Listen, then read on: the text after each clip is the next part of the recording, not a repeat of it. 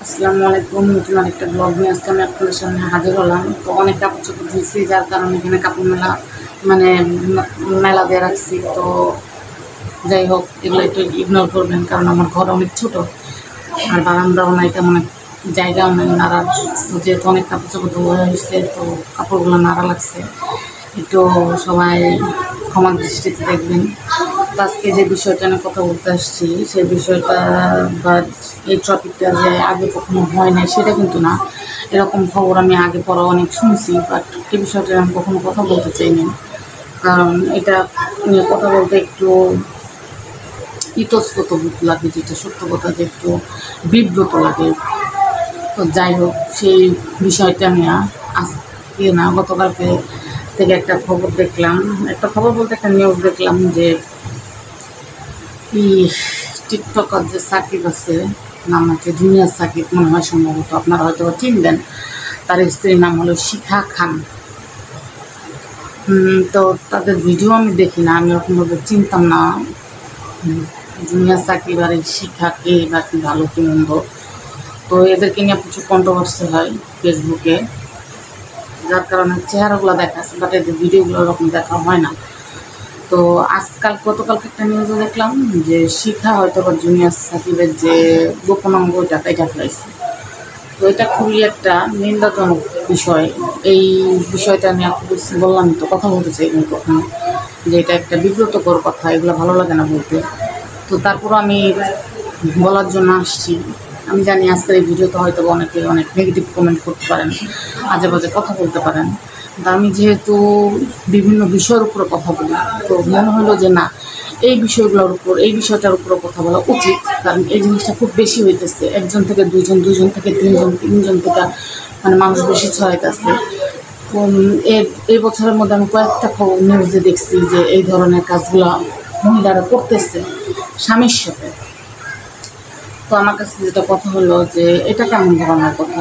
স্বামী স্ত্রীর মধ্যে ঝগড়া হইতে পারে, বনি বানাতে সমস্যা হইতেই পারে, তাই বলে একটা মানুষের ক্ষতি এইভাবে তো করা যায় না, তাই না?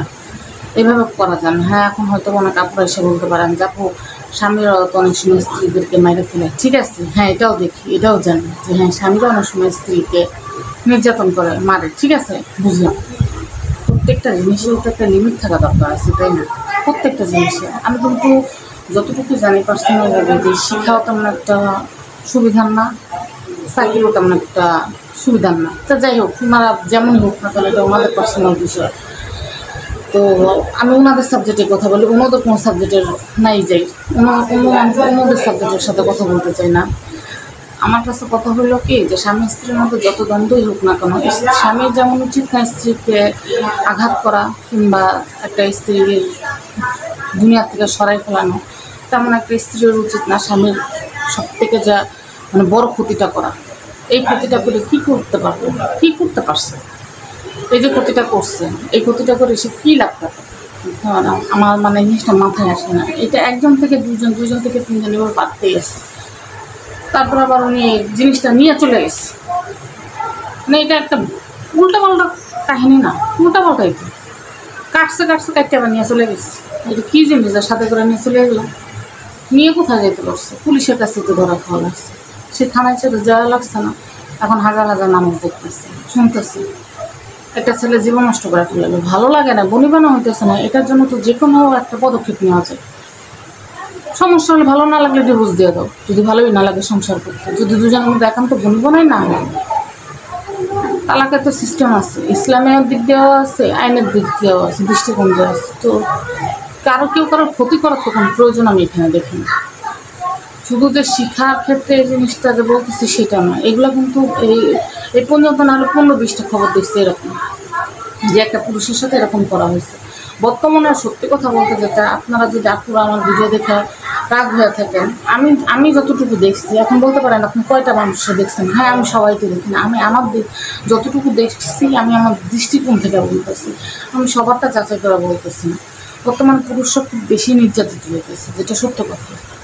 মহিলারা যে হইতেছে না সেটা না, মহিলারাও হইতেছে, কিন্তু পুরুষ আমাকে একটু, আমরা শুধু মহিলাদেরটাই দেখতাম যে না, মহিলা মানুষকে নির্যাতন করা হইতেছে।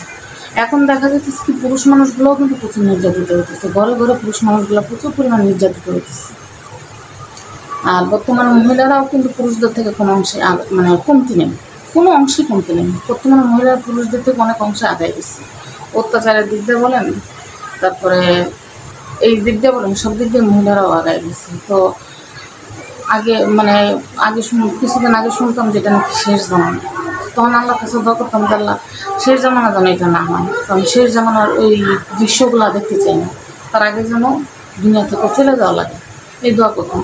কিন্তু বর্তমানে যে পরিস্থিতি দেখতেছি, হয়তো বা দেশের বিচার ব্যবস্থা ভালো না দেখে আজকে দেশের পরিস্থিতি এরকম আরও বেশি খারাপের দিকে যাচ্ছে।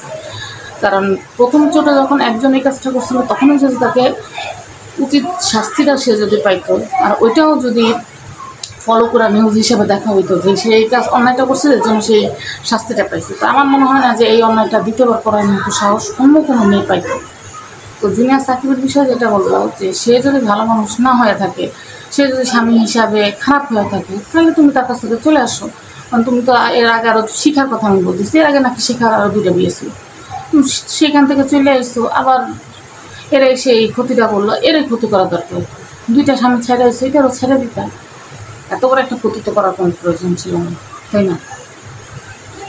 তো বর্তমানে মিডিয়া যে জগৎটা আছে, ফেসবুকে যে ইগুলা দেখি, এগুলো আসলে খুবই নিন্দাজনক, খুবই নিন্দাজনক, আমার চোখে নিন্দাজনক, আপনার চোখে কেমন লাগে আমি জানি না। এই বিষয়গুলো দেখতে ভালো লাগে না। এই বিষয়গুলো নিয়ে আমি মনে করি যে পদক্ষেপ নেওয়া উচিত, নাহলে দেশ আস্তে আস্তে আস্তে আস্তে আরও অবনতির দিকে যাবে। আর এগুলোতে কখনোই সাই দেওয়া উচিত না, কখনোই না, কখনোই জিনিসগুলোতে প্রশ্রয় দেওয়া উচিত না। এগুলো শাস্তি হওয়ার প্রয়োজন আছে, এগুলো শাস্তি হইলেই এই দেশ থেকে এই ধরনের খারাপ কাজগুলো মানে দমন করা যাবে। এছাড়া আমার মনে হয় না কোনো উপায় আছে। আরও পরিশেষে বলি, ভাইয়েরা সাবধানে থাকবেন, নিরাপদে থাকবেন, আপনাদের জন্য দোয়া করি।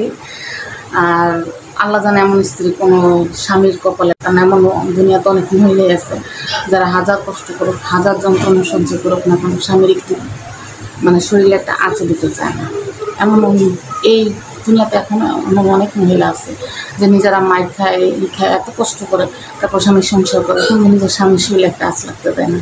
আর এদের থেকে আল্লাহ আমাদেরকে হেফাজত করে রাখে, হেফাজতে রাখুক আল্লাহ আমাদেরকে এদের থেকে, এই ধরনের মহিলা দ্বারা যেন আল্লাহ করে, কী বলবো, আল্লাহ যেন এদের হাত থেকে রক্ষা করে আমাদেরকে সবসময়। আর অবশ্যই অন্যায় হলে সেটা প্রতিবাদ করা উচিত।